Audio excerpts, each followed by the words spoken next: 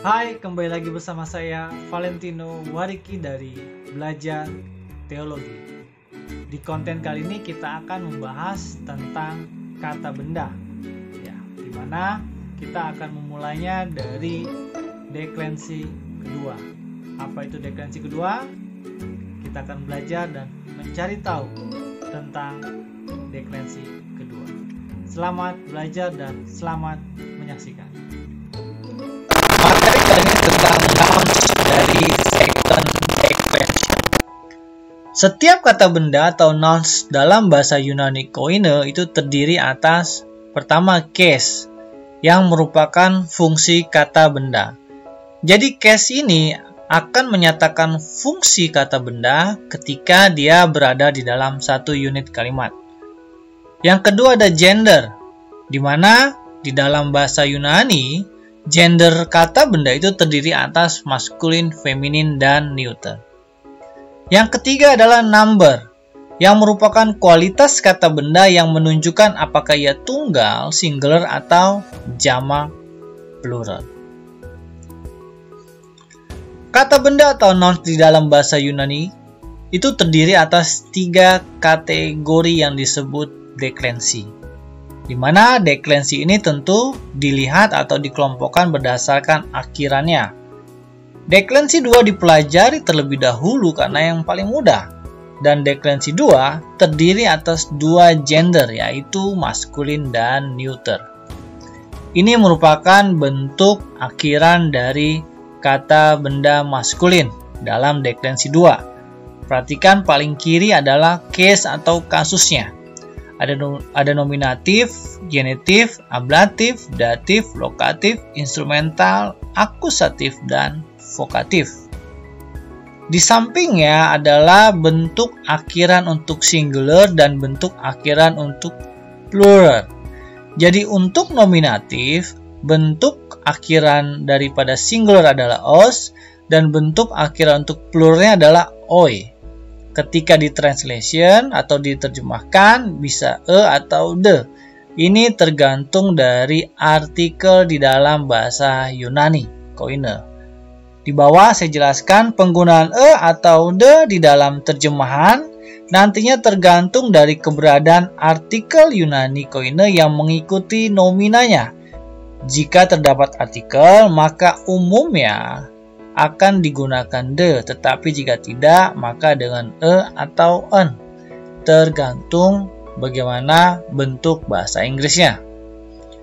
Nah, bentuk daripada nominatif, singular, dan plural itu merupakan yang nantinya kita sebut dia memiliki fungsi subjek.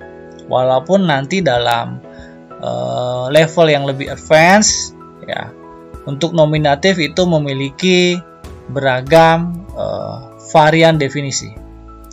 Dan case berikutnya genetif dan ablatif yang sama-sama berakhiran o dan on. Tetapi ketika diterjemahkan itu bisa of untuk genetif dan from untuk ablatif. Di mana untuk genetif merupakan fungsinya adalah deskripsi, sementara ablatif merupakan separasi. Nanti yang membedakan apakah dia genetif atau ablatif tergantung konteks kalimatnya. Apakah dia lebih tepat diartikan sebagai fungsi deskripsi atau genetif atau separasi ablatif, of atau from, tergantung konteks kalimatnya. Dan berikutnya untuk datif, lokatif, instrumental sama-sama untuk singularnya berakhiran o dan pluralnya ois. Ketika datif maka dia bisa to atau for, di mana fungsinya adalah resepsi, dan lokatif adalah in, fungsinya adalah lokasi atau posisi, dan instrumental with atau by, di mana fungsi dasarnya adalah sarana atau alat. Case berikutnya adalah akusatif, on untuk singular dan os untuk plural, ya. Sama dengan dengan nominatif, ya. Akusatif ini nantinya proses translationnya harus diperhatikan juga, apakah dia menggunakan the atau an tergantung posisi artikel.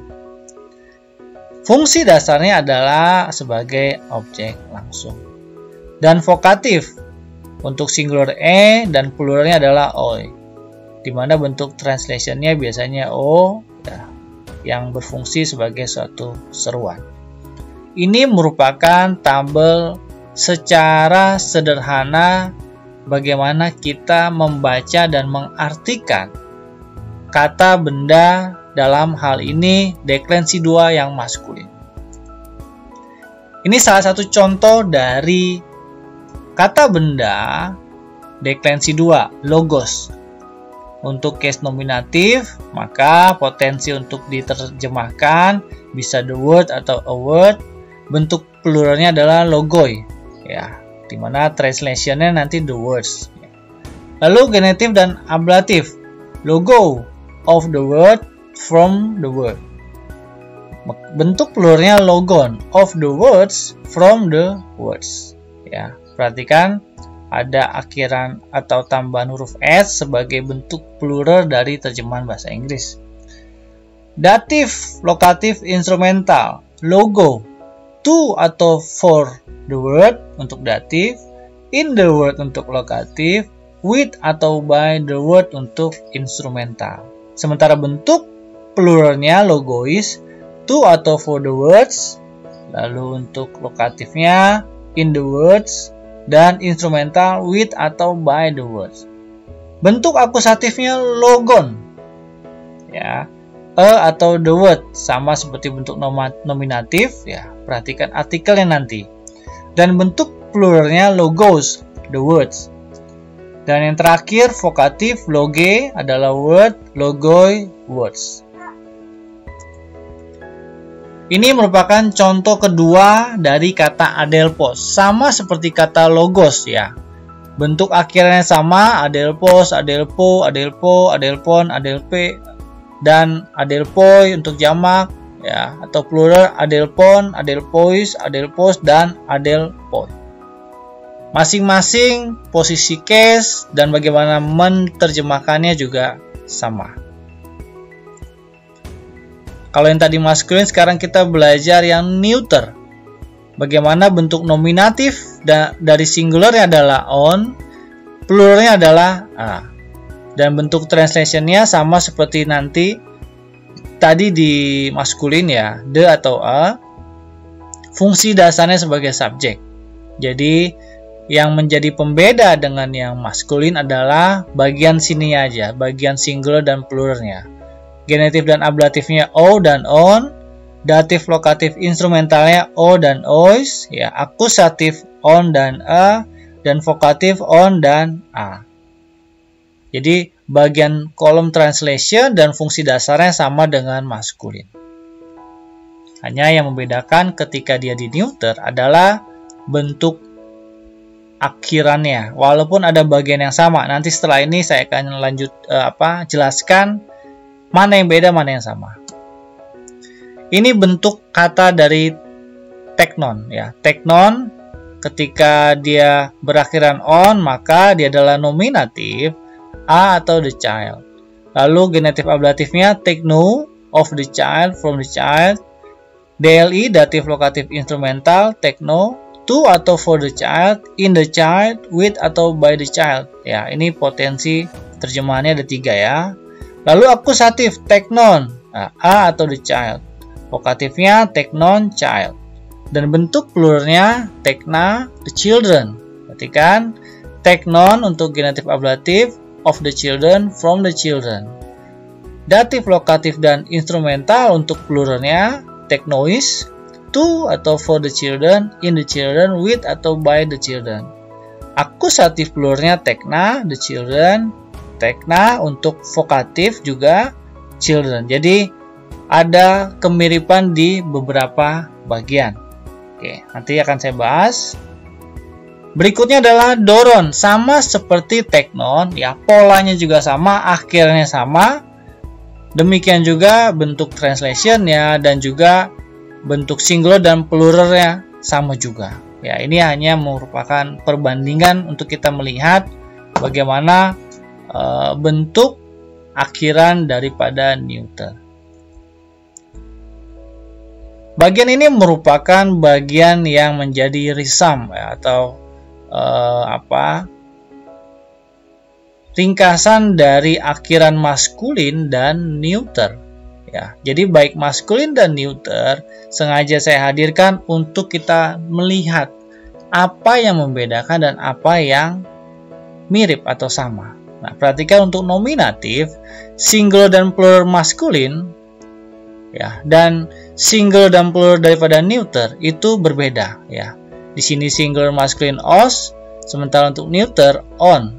Plural untuk maskulin adalah oi, plural untuk neuter adalah a. Beda, betul ya. Tetapi ketika masuk ke dalam genetif dan ablatif, baik maskulin baik neuter, perhatikan akhirannya. Untuk singular adalah o. Untuk maskulin, coba perhatikan neuter sama-sama o. Dan waktu plural sama-sama on dan on juga untuk akhirannya.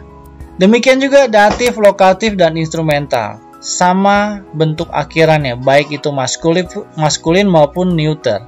O dan ois, sama-sama o dan ois. Dan kembali berbeda ketika di akusatif. Ya, kalau misalkan maskulin singularnya adalah on, ya. Lalu pluralnya adalah os. Tapi ketika di neuter, onnya masih sama, tapi ketika masuk ke plural neuter, maka di sini a. Dan vokatif, ya, untuk maskulin e dan oi, sementara neuter on dan a. Jadi ada bagian yang sama, ada bagian yang mirip. Bagaimana kita membedakannya? Sekali lagi tergantung dari konteks kalimatnya. Ya, kita harus berhati-hati melihat konteks kalimatnya.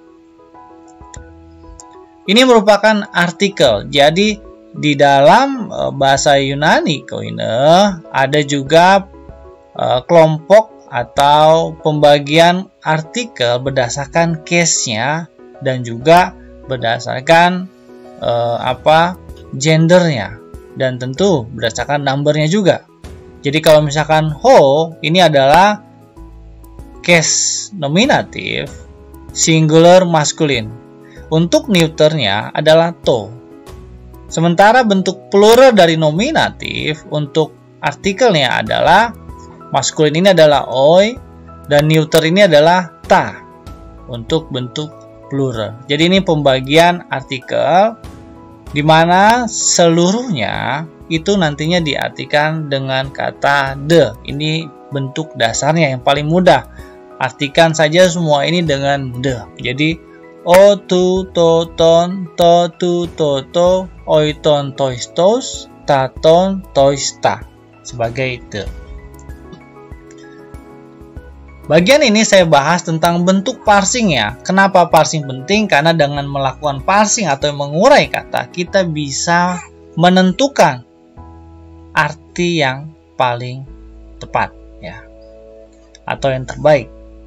Jadi dari kata logon, logon itu case-nya adalah akusatif, gendernya maskulin, numbernya singular. Jadi numbernya di sini adalah diwakili dengan inisial N, akusatif maskulin singular. Ada yang menggunakan tanpa C, nggak apa-apa. Ini hanya agar saya bisa membedakan dengan yang ablatif sama-sama A.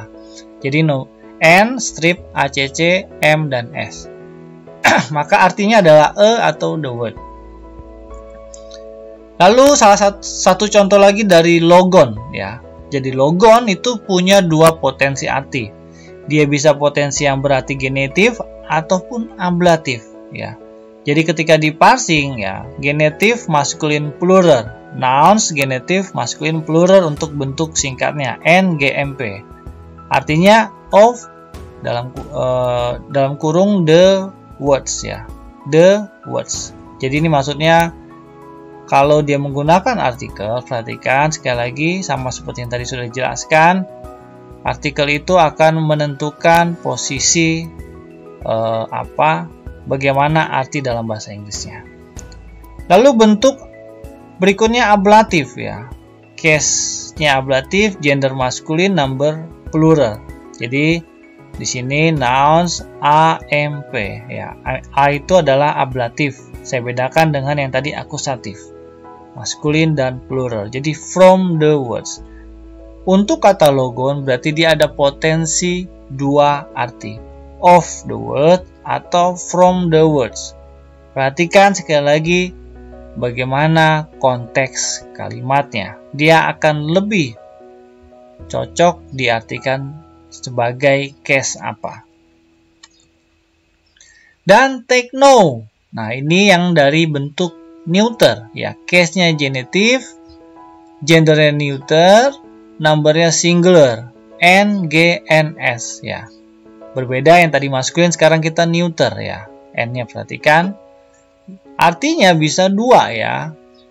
Yang pertama tentu of the child. Lalu yang bentuk ablatif ya. Ablatif, neuter, singular, N, ANS. Bentuk passingnya from the child. Ya, jadi of the child, from the child. Nah, ini sekali lagi ketika mengartikan take no kita harus melihat daripada konteksnya. Dia akan lebih tepat diartikan dengan case genitive atau ablatif. Ini merupakan bentuk satu kalimat utuh yang sederhana. Blepo hoti adelphos grape. Kita parsing seperti ini. Blepo, V verb ya, present active indikatif, orang pertama tunggal dari kata blepo. Lalu hoti merupakan conjunction.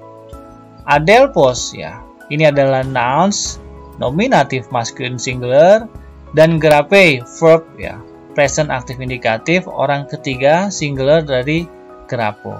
Jadi bagaimana kita mengartikan blepo hoti adelphos grape?